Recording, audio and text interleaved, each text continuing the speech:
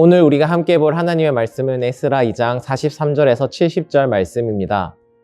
어떤 족장들이 예루살렘에 있는 여호와의 성전 터에 이르러 하나님의 전을 그곳에 다시 건축하려고 예물을 기쁘게 드리되 아멘.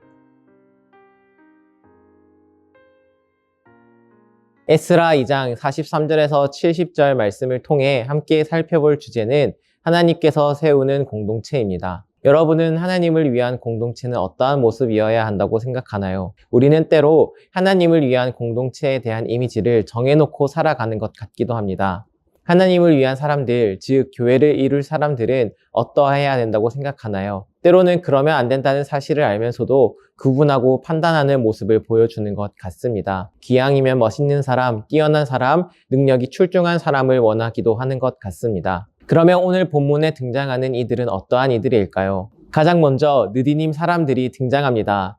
느디님 사람들은 과연 누구일까요? 이들은 성전 혹은 제사장 사역과 관련되어 있는 자들이었습니다. 주어진 자들, 바쳐진 자들이라는 뜻으로 해석할 수 있으며 하급 봉사인, 물깃기, 나무패기, 잡일 등을 도맡아 하던 인물들이었을 것입니다. 이들은 아마도 비이스라엘인이었을 것입니다. 여호수아 9장에는 기브온 사건이 나오는데 그들은 속임수로 언약을 맺음으로 나무를 패고 물을 깃는 여호와의 집을 위한 종으로 지정되었습니다. 느디님 사람들은 그 기브온 사람들의 후손일 가능성이 높습니다. 그 느디님 사람들의 자손 집단 35개를 나열하고 있습니다. 이와 같이 비이스라엘 집단에 대해 자세하게 특히 공동체 안에서 섬기는 비이스라엘 집단에 대해 나열한 경우는 없었습니다. 또 족보에 들어갈 수 없는 사람들에 관한 기록이 나옵니다. 이는 이스라엘 백성들은 그들의 정체성을 이어나가기 위하여 그 뿌리를 철저하게 파악하고 구분하기 위함이었습니다. 이로 인해 족보가 유실된 제사장들은 지위를 상실하기도 하였습니다.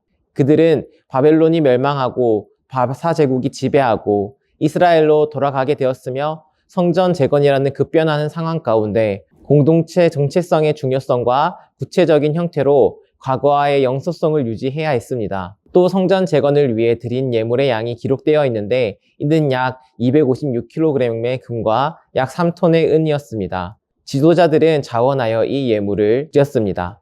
하나님을 위해 마음을 쏟고 헌신하는 자들이었고 이끄는 자로서의 책임을 지고 나아간 모습을 보여줍니다. 오늘 본문에 나타나는 공동체의 모습은 어떠한가요? 우선 하나님은 이름 없는 자들도 기억하시는 모습을 보여줍니다. 사실 기록되지도 않아도 되는 전혀 상관없을 느디님 사람들에 대한 묘사는 아무도 기억하지 않을 그들의 봉사도 하나님께서 기억하심을 보여줍니다.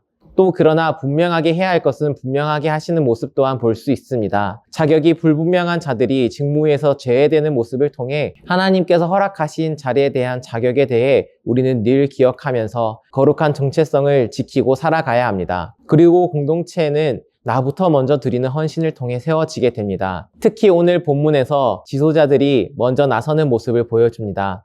이는 우리에게 주어진 자리가 있다면 이에 따른 모범으로 나아가야 함을 나부터 헌신하는 모습을 보여주어야 한다는 것입니다. 이 모든 모습을 통해 하나님의 거룩한 공동체는 세워질 것입니다. 사랑하는 불꽃교회 성도 여러분, 우리 공동체의 모습은 어떻다고 생각하나요? 하나님께서는 작은 자의 헌신도 잊지 아니하고 기억하십니다. 그렇기에 우리는 누군가를 먼저 판단하는 모습으로 나아가서는 안 될 것입니다. 또 우리는 먼저 불러주셔서 예배자로 세우셨음을 잊지 아니함으로 거룩함을 지켜 나아가야 합니다. 나아가 각자의 자리에서 책임과 헌신을 다하는 모습을 보여줌으로 서로에게 힘이 되는 공동체를 이루기를 소망합니다. 오늘 하루의 삶에서도 각자 자리에서 하나님의 백성으로 살아감으로 하나님 나라를 세워가는 데 힘이 되고 서로에게 힘이 되는 우리 모두가 되기를 소망합니다.